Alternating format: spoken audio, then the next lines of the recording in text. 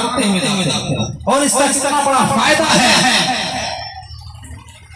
हजरत अब्दुल्लाह इब्न उमर एक सहाबी है, हजरत अब्दुल्लाह इब्न उमर रज़ियल्लाहु ताला अन्हु के एक शागिर्द है जिनका नाम है हजरत तुफैल।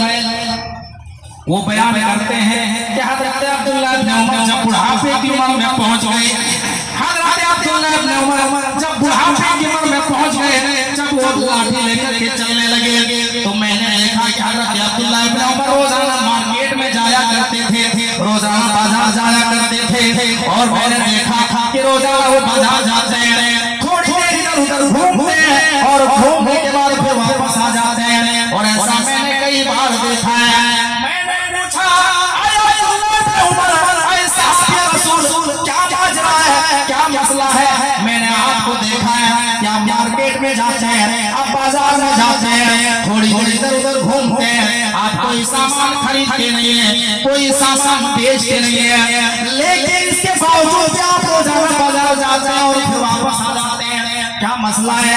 हजरत अब्दुल्लाह इब्न उमर कहते हैं, ऐ तुफैल, तुमने देखा होगा जब मैं घर से बाहर निकलता हूँ तो मैं देखता हूँ कि मदीना की गलियों में सन्नाटा है। मैं सोचता हूँ कि ये सारे के सारे लोग बाजार गए होंगे, ये सारे के सारे लोग मार्केट में गए होंगे। ऐ तुफैल, मैं सीधे मार्केट जाता हूँ, मैं सीधे बाजार जाता हूँ।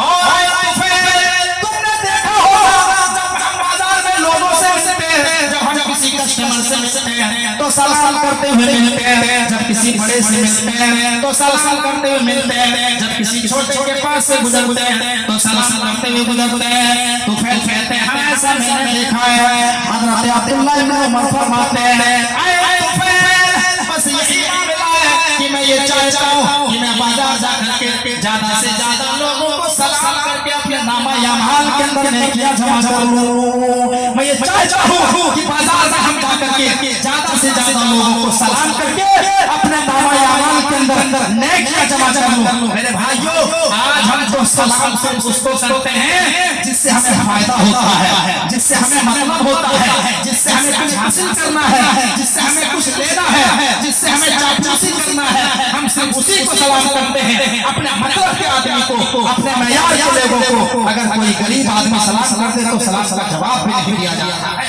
हम एक दूसरे को कमतर और हकीर समझते हैं। नहीं नहीं मेरे भाइयों, इस्लाम समानता का दर्श देता है, इस्लाम बराबरी की तालीम देता है। अगर आपको कोई भी गरीब मुसलमान फकीर आपको अगर सलाम करे तो आपको के ऊपर जिम्मेदारी बनी है और आपके ऊपर हक है कि आप सलाम का जवाब दें। आपके ऊपर जिम्मेदारी बनी है। तो पहला हक है कि जब कोई मुसलमान सलाम करे तो सलाम का जवाब दिया जाए। भाइयों, ये एक मुसलमान की दूसरे मुसलमान के ऊपर हक। कोई आदमी कहता है अस्सलाम वालेकुम तो 10 नकियां उसके नामा यामाल में लिखी जाती है। रहमतुल्लाह बढ़ा दे तो 20 नकियां, वो बरकत बढ़ा दे तो 30 नकियां उसके नामा यामाल में लिखी जाती है।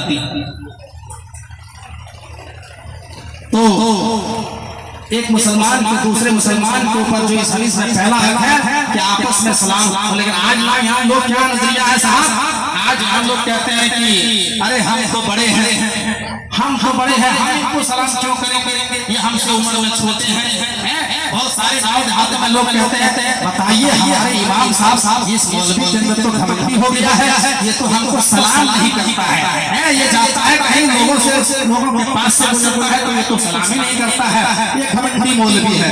मेरे भाइयों ऐसा नहीं है, ऐसा नहीं है। अल्लाह के नबी जनाब मोहम्मद रसूलुल्लाह सल्लल्लाहु अलैहि वसल्लम की जिंदगी के ऊपर नजर डालो मेरे भाइयों।